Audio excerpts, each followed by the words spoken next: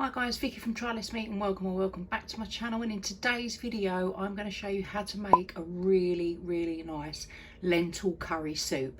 So let's get into it. First things first, there's a couple of things I want to highlight. I'm going to be using 200 grams of lentils, but can you see the easiest lentils to use and you haven't got to soak before is red lentils, because obviously you know they're really small. But if you look at other lentils like yellow, green, brown, they're a lot thicker, so they need to be soaked overnight. So that's what I've done, because I'm going to do a mix of lentils. So I'm going to drain these, rinse these, and then add about 150 grams worth of lentils in it. So now we're going to add all the ingredients into a slow cooker. So 1 onion, that's the bit of garlic, and the 2 cloves of ginger. The lentils. Now there's about 225 grams worth of lentils, and you've got to have 2 pints of water for this much, because they soak up a lot of water. So they go straight in. Quinoa, 50 grams of quinoa. Coconut milk, I've got a little one, 200 mils.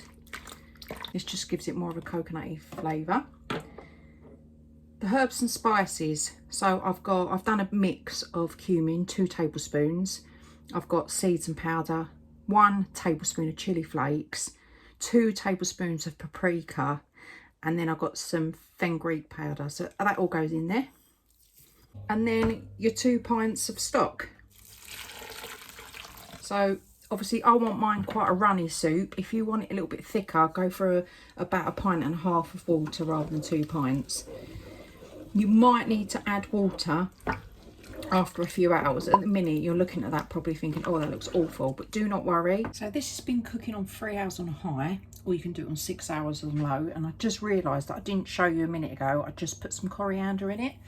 So if I give this a little stir, this is what you can see, the consistency of how, so it's almost like a doughy soup.